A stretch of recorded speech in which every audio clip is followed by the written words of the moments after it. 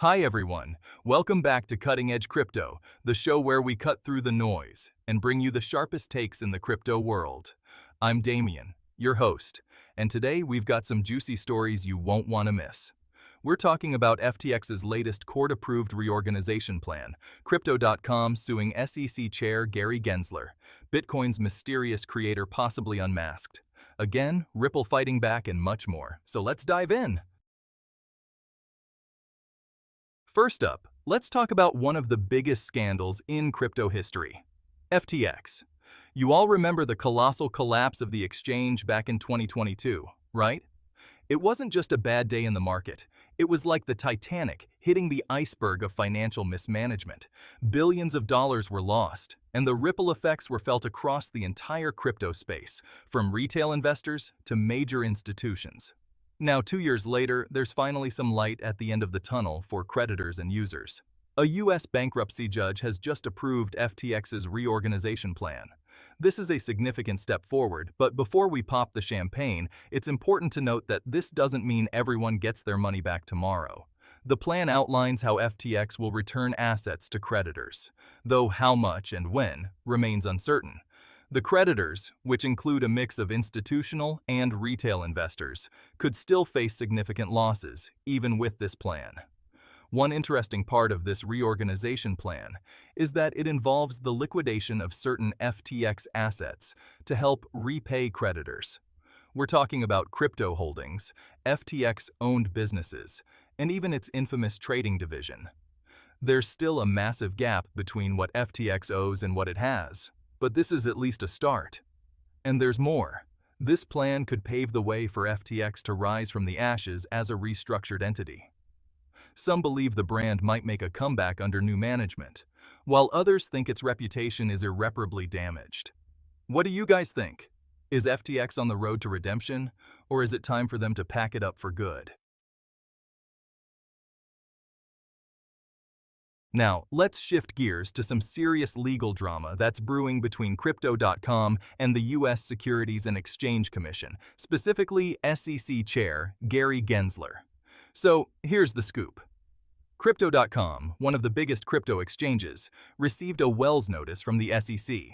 For those unfamiliar with the term, a Wells notice is essentially the SEC's way of saying, "We think you violated securities laws, and we're giving you a heads up that we're planning to take enforcement action." Usually, after receiving one of these, companies respond with their arguments in an attempt to change the SEC's mind. But Crypto.com is going a step further. They're suing Gary Gensler personally. That's a bold move, right? The lawsuit alleges that Gensler's SEC has overstepped its authority in regulating the crypto space, especially since many in the industry believe the rules aren't clear enough. Crypto.com CEO Chris Marszalek going one step further and posting on X, the suit was made to protect the future of crypto in the US. Now, Gensler has been a polarizing figure in the crypto world. He's been aggressively pursuing crypto firms, arguing that most cryptocurrencies are securities and should be regulated as such. While some argue that the crypto market needs more regulation to protect investors, others, like Crypto.com, are fighting back, saying that the SEC is stifling innovation with unclear and outdated regulations. This lawsuit is going to be a critical case to watch. It could set a precedent for how far the SEC can go in regulating the crypto industry. Could this be a turning point for how regulators approach crypto? Or is Crypto.com walking into a legal buzzsaw? I guess we'll have to wait and see how this one plays out.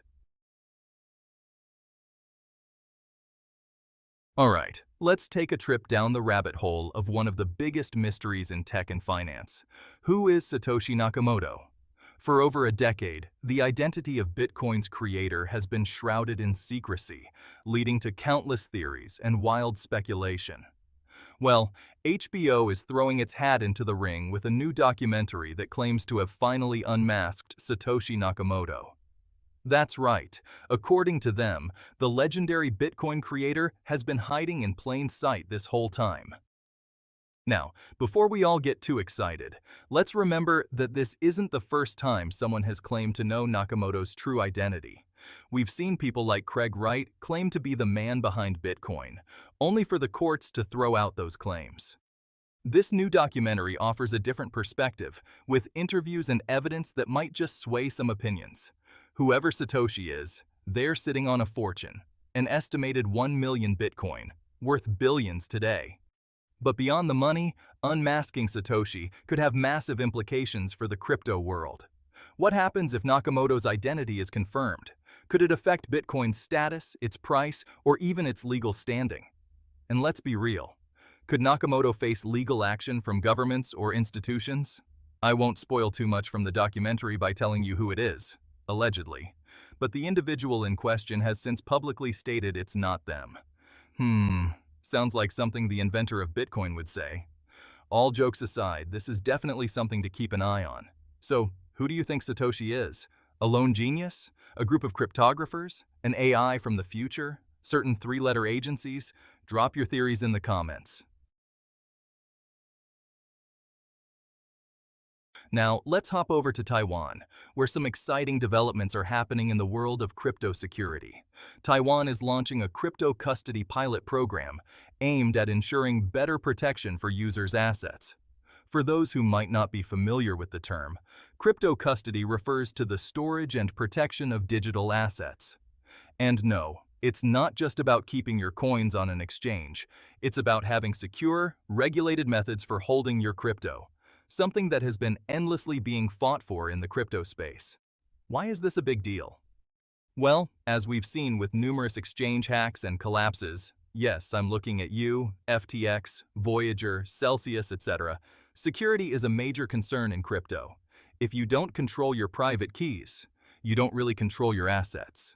Taiwan's pilot program could set a new standard for how countries manage crypto security, especially as more institutions get involved in the space. What makes this even more interesting is that Taiwan is positioning itself as a crypto-friendly country while also ensuring strong consumer protections. But it doesn't recognize crypto as legal tender. The trial is set to start in the first quarter of 2025 and will launch through local banks. Yes, you heard that right. And what's better, 3 private banks have already expressed an interest in participation. If successful, this could attract more businesses and investors to the region, as companies will feel safer knowing that their assets are securely managed. It may also lead the way for other financial institutes to follow suit and trial crypto custody solutions for their customers. This is something that us in the Discord group always thought would happen, and we were right. If you'd like to be part of the conversation, why not consider joining and give us your thoughts? So, do you think Taiwan could become the next crypto hub in Asia, rivaling places like Singapore and Hong Kong? We'll see. But this move could be a step in that direction. Do you think, like me, it's only a matter of time before more countries should adopt similar custody programs? We can't talk about crypto without talking about Ripple. They've been locked in a legal battle with the SEC for years now over the classification of XRP as a security. Recently, Ripple filed a cross-appeal after the SEC appealed a ruling that partially favored Ripple. So, what's going on here?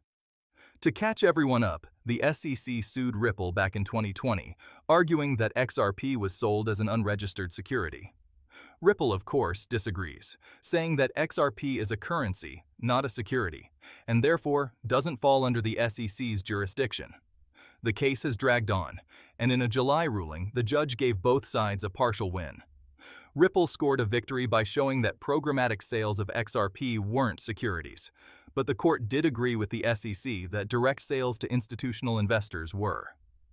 The SEC were unhappy with this and appealed this decision, so fast forward to this week, and now Ripple have decided to cross-appeal. Confusing, right? Basically, Ripple is going on the offensive, aiming to overturn some parts of the court's ruling that were unfavorable to them. The stakes are high, not just for Ripple and XRP, but for the entire crypto industry. If Ripple wins outright, it could set a precedent that shields other cryptocurrencies from being classified as securities. However, if the SEC wins, it could open the floodgates for more lawsuits against other crypto companies. It's a dirty fight, but if anyone can handle it, I'm sure it's Ripple. And when the day comes when we have clear regulations, we will all owe a lot to them for having the courage to stand up and fight back. But wait, there's more to Ripple's story. While they're duking it out with the SEC, Ripple is also making big moves in the institutional space. They've just launched a bank-grade custody solution for crypto businesses. What does that mean, you ask? Basically, Ripple is offering ultra-secure ways for institutions to store and manage their crypto assets. This is critical for banks, investment funds, and large corporations that want to hold crypto but don't want to deal with the risk of managing private keys themselves. The idea is simple. As more traditional financial institutions dip their toes into the crypto world, they need secure, regulated custody solutions. Ripple's offering could be a game changer, especially if they can leverage their existing relationships with banks and payment providers. The question is, will this be enough to make Ripple a leader in institutional crypto solutions? Or is it just a way for them to stay afloat while the SEC battle drags on? Either way, their bank-grade custody service is a big deal in an industry that's becoming increasingly institutionalized. Institutions crave security, and Ripple seems poised to deliver. Now, let's talk about something that could be a real game changer for XRP. Following on from last week, when Bitwise applied for an XRP ETF, it seems to have opened the door, and Canary Capital has just done the same. For those unfamiliar with ETFs, they're basically investment funds that track the price of an asset, like stocks or commodities. In this case, the ETF would give investors exposure to XRP without them having to buy and hold the actual coin themselves. This is big news because ETFs open the door for institutional investors and everyday folks who want to get in on crypto, but don't want to deal with the hassle of wallets, exchanges, or private keys. We've already seen the impact that Bitcoin ETFs have had, drawing billions in new investment. If this XRP ETF gets approved, it could do the same for XRP. The timing is interesting too. XRP has been in the news a lot lately due to the Ripple versus SEC case, but this move by Canary Capital shows that there's still strong demand for XRP in the investment community, indicating belief in XRP and its future. As I've said, this ETF filing comes at a time when the regulatory environment is still shaky. Will the SEC approve it, especially considering their ongoing case against Ripple? It's hard to say, but the fact that this ETF has even been filed shows that institutional investors are banking on XRP's long-term potential, regardless of the legal uncertainties. If it gets approved, expect a surge of interest from investors who've been sitting on the sidelines. If it doesn't, well, XRP's legal woes might continue to overshadow its market potential. What do you think? Would you invest in an XRP ETF? Or is the regulatory uncertainty too big of a risk for you? Hit me up in the comments. So, you might have heard that candidates can accept Bitcoin, Ethereum, or other cryptocurrencies. But what about tokens that might be classified as securities? Can you send your favorite presidential candidate some crypto coins or even part of your bag of crypto securities? Alright, start with the news that Chris Larson, co-founder of Ripple, has made the equivalent of a $1 million XRP donation to presidential candidate Kamala Harris. Now, irrespective of your political views on this, it raises quite an interesting topic given all of Ripple's troubles with the SEC the past few years. So let's kick it off with the basics. In the US, when you're running for president, or any political office really, you have to follow the rules set by the FEC. That's the Federal Election Commission. And trust me, they're serious about the rules. These guys regulate all political donations to make sure things are fair, transparent, and not totally sketchy, which in politics is honestly a big ask. One of the biggest questions in the crypto world right now is, can political candidates accept cryptocurrency as donations? And the answer is, drumroll please, yes, they can. But, and this is a big but, it's gotta be done the right way. We're talking Bitcoin, Ethereum, and other major cryptocurrencies. But that's where the fun starts. Now here's where things get tricky. What if the crypto you want to donate isn't just your standard BTC or ETH? What if you're holding something classified as a security? You know, like some of those tokens the SEC has been coming after, like Ripple's XRP. This is where things start to get murky. So, let's break it down. In the US, you've got the Securities and Exchange Commission, and they're the ones who decide what's a security and what's not. If a crypto token gets classified as a security, it's suddenly subject to a whole different set of laws.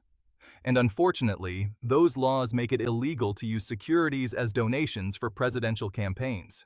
So, if you're holding a token that's been deemed a security, like if the SEC ever goes after your favorite project, you can't donate that to a political candidate. No securities allowed in the donation game, folks. That's a hard stop. And why is that? Well, securities are highly regulated because they represent ownership in a company, and there's a lot more scrutiny around who owns them and how they're traded. The government doesn't want presidential candidates taking donations in something that could be traded like stocks because, let's be real, that could get shady really fast. Imagine a candidate saying, "Oh yeah, thanks for the 100 tokens. Whoops, I mean shares in my favorite project." Yeah, not happening. Now, you're probably wondering, but Damien, if I can't donate securities, what about good old-fashioned cryptocurrency? What are the rules for donating some of my hard-earned Bitcoin? Great question. The FEC says that cryptocurrency donations are considered in-kind donations. Basically, this means they're treated like property, similar to if you donated a car or, I don't know, a fancy watch to a campaign. This is the part where it gets interesting, though. Crypto donations have to be reported the same way a cash donation would be. So, let's say you donate a fraction of a Bitcoin. The campaign has to report the value of that Bitcoin at the time of the donation. So if BTC is on a roller coaster ride like usual, the value might shift day to day. But it's locked in based on when you donate. Here's something else to keep in mind. You can't just throw all your crypto at your candidate of choice. The FEC puts limits on how much you can give. For individuals, the limit is $3,300 per election to a candidate. So even if you're sitting on a whole stack of Bitcoin, Ethereum, or Dogecoin, yes, even Doge, you can only donate up to that limit per election cycle. You'll want to hold on to the rest of your moonbags. But what Larson has done is donate to the Future Forward PAC, a political action committee supporting Kamala Harris, hence the large donation, which is perfectly okay. And what's more, crypto donations can't be anonymous. That's a no-no in political campaigns. The whole point is to keep things transparent. Campaigns are required to know who is donating, how much, and even report it to the FEC. So, if you were planning to send some Bitcoin from your super secret wallet, yeah, not happening. You'll need to provide identifying info when you donate. Okay, back to the securities angle. Why is this such a hot topic? Well, the SEC has been cracking down on certain cryptocurrencies, claiming they're actually securities. For example, Ripple's XRP has been in the news a lot because the SEC sued Ripple, arguing that XRP should be classified as a security. And if the courts agree with that, it puts Ripple in a different legal category. If a cryptocurrency is classified as a security, it can't be used as a donation. So, let's put it all together. Can presidential candidates accept donations in the form of crypto securities? Nope. But they can accept your Bitcoin, Ethereum, or other accepted cryptocurrencies, as long as it's not classified as a security, and as long as it stays within those FEC limits. But with Kamala's campaign accepting the large XRP donation, has she solidified that XRP is not a security? Let me know your thoughts in the comments.